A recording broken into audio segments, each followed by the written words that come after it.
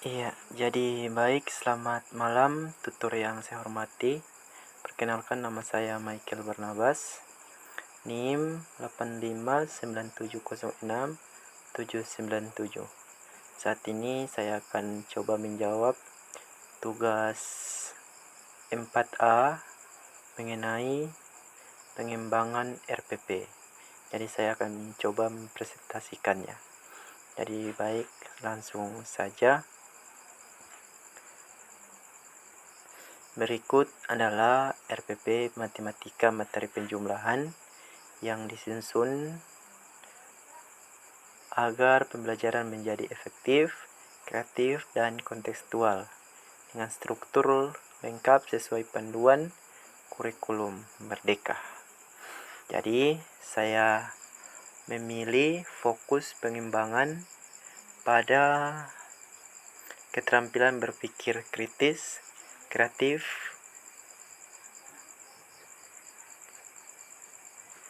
dan pemecahan masalah.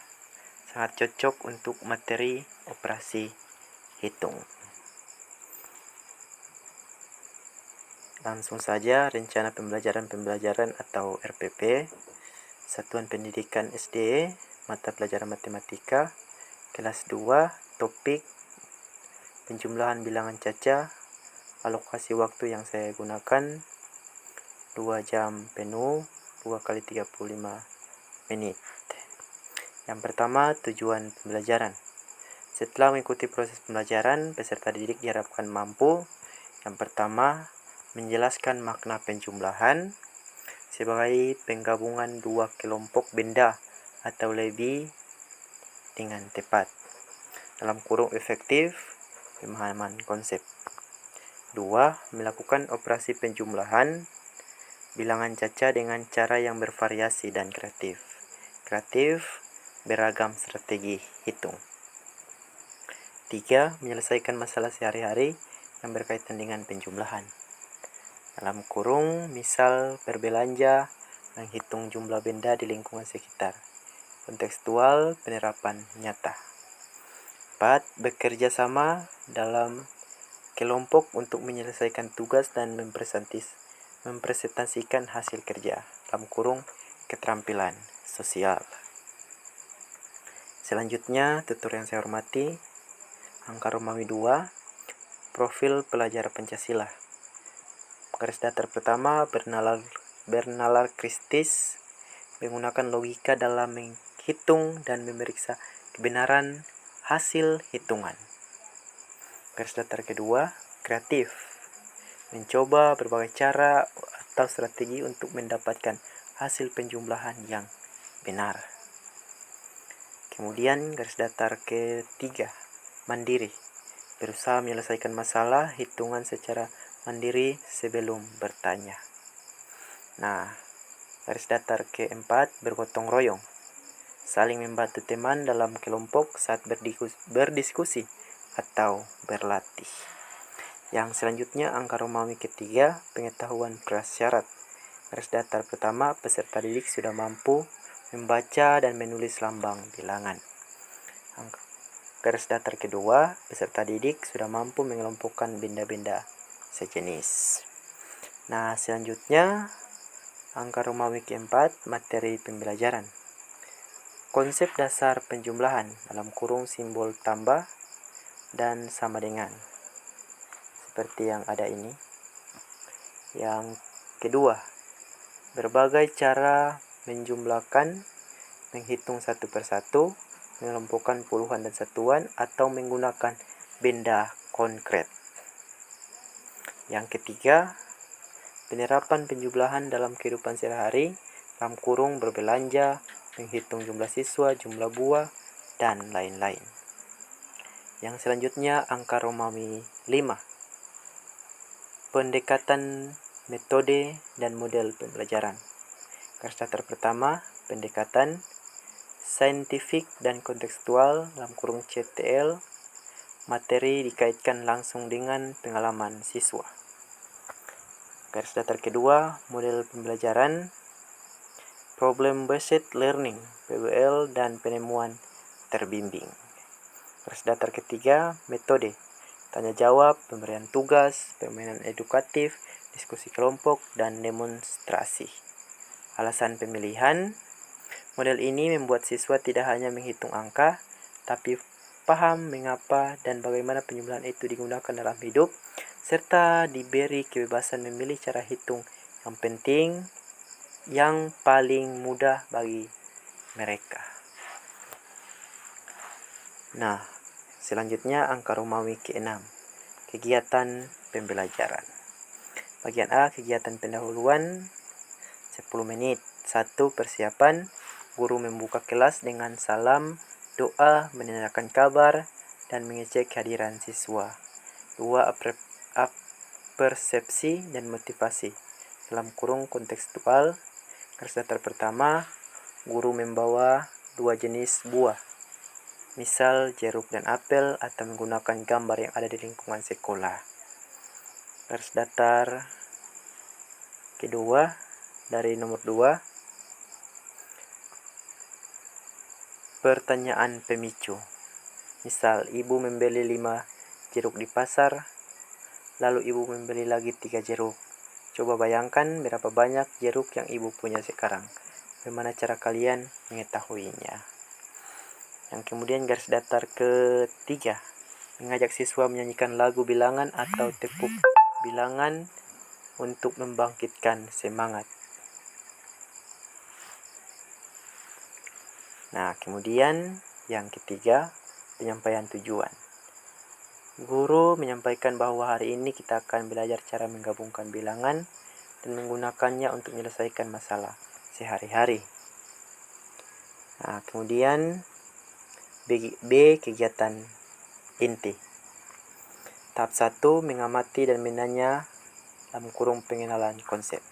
Garis datar pertama, guru menampilkan gambar suasana pasar, kantin sekolah, atau halaman sekolah. Garis datar kedua, guru memberikan masalah sederhana. Misal, di kantin ada 4 anak beli bakso, lalu datang lagi 2 anak. Berapa jumlah anak di kantin sekarang? Nah, garis datar ketiga, siswa diminta mengamati dan bertanya bagaimana cara menghitung jumlahnya, apa tandanya jika kita harus menggabungkan bilangan. Kemudian, garis datar keempat, guru memperkenalkan simbol tambah dan sama dengan. Kemudian, tahap 2, mencoba dan mengeksplorasi dalam kurung pembelajaran kreatif. Garis datar pertama, siswa dibagi ke dalam kelompok kecil 3-4 orang. Garis datar kedua, kegiatan pencari cara hitung. Guru memberikan soal 6 tambah 4 sama dengan titik-titik. Garis datar ketiga, siswa diberi alat peraga sederhana, batu kerikil, biji-bijian, atau potongan kertas. Siswa bebas menentukan cara menjumlahkan. Cara 1, menghitung semua benda satu persatu. Cara 2, mengingat urutan bilangan. Lanjut menghitung dari angka 6. Cara 3, mengelompokkan menjadi 5 dan 5. Garis datar ketiga, kreatif. Guru menekankan bahwa semua cara itu benar asalkan hasil akhirnya tepat. Siswa diajak berbagi cara mana yang paling mudah menurut mereka. Kemudian tahap 3, menalar dan memecahkan masalah dalam kurung kontekstual. Garis datar pertama, guru memberikan soal cerita yang dekat dengan kehidupan siswa. Misal, ayah memetik 8 mangga dari pohon, ibu memetik 7 mangga. Berapa jumlah mangga yang dipetik ayah dan ibu? Garis datar kedua, siswa berdiskusi menyelesaikan soal tersebut. Siswa diminta menuliskan langkah pengerjaannya, bukan hanya jawaban akhirnya. Garis datar ketiga, guru berkeliling membimbing kelompok yang mengalami kesulitan. Tahap 4, mengomponenkan penjumlahan. Garis datar pertama, perwakilan kelompok maju ke depan untuk menuliskan cara penyelesaiannya di papan tulis dan menjelaskan alasan penggunaan cara tersebut. Garis datar kedua, kelompok lain memberikan tanggapan atau menampilkan cara berbeda yang mereka miliki. Kemudian garis datar ketiga, guru mengonfirmasi kebenaran dan memperkuat pemahaman konsep penjumlahan. Garis datar 6, Nah, kemudian kita lanjut di C, kegiatan penutup 10 menit. 1. Kesimpulan. Bersama siswa merumuskan kesimpulan. Penjumlahan adalah cara untuk mengetahui jumlah total jika dua kelompok atau lebih digabungkan. 2. Menguatkan kontekstual. 3. Umpan balik. Guru memberikan apresiasi terhadap usaha dan kerjasama siswa. 4. Tindak lanjut. Memberikan tugas rumah berupa soal sederhana yang berhubungan dengan benda-benda di rumah. Yang kelima, penutup, doa dan salam penutup. Selanjutnya, angka Romawi ke-7, asesmen penilaian. 1. Asesmen diagnostik. Garis datar pertama dilakukan di awal pembelajaran melalui tanya jawab untuk mengetahui kemampuan berhitung awal siswa. 2. Asesmen formatif selama pembelajaran. Garis datar pertama, pengamatan sikap. Lembar pengamatan untuk menilai kedisiplinan, rasa ingin tahu, kerjasama, dan keberanian bertanya. Garis datar kedua, pengamatan keterampilan. Garis datar ketiga, kemampuan menggunakan alat peraga untuk menjumlahkan. Garis datar keempat, kreativitas, kemampuan menemukan lebih dari satu cara penyelesaian. Garis datar kelima, kontekstual, kemampuan menerjemahkan masalah cerita ke dalam bentuk versi hitung. 3. Asesmen sumatif tes tulis garis miring LKS. Contoh soal. 1.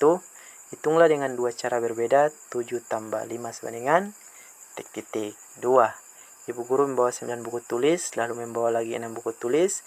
Berapa jumlah buku tulis ibu guru sekarang? Tuliskan cara menghitungnya. Angka Romawi ke-8, media dan sumber belajar. Garis datar pertama, media pembelajaran, benda konkret, biji-bijian, batu, kancing, gambar di lingkungan sekolah, kartu bilangan, papan tulis. Garis datar kedua, sumber belajar, buku paket, matematika siswa, lingkungan sekitar sekolah dan rumah, buku panduan guru. Kemudian, verifikasi pengembangan. 1. Efektif. Alur pembelajaran sistematis dari konkret ke abstrak, tujuan jelas dan penilaian terukur. 2. Kreatif. Siswa dibebaskan memilih strategi hitung dan ditantang mencari lebih dari satu cara menjawab. Tidak terpaku satu metode saja. 3. Kontekstual.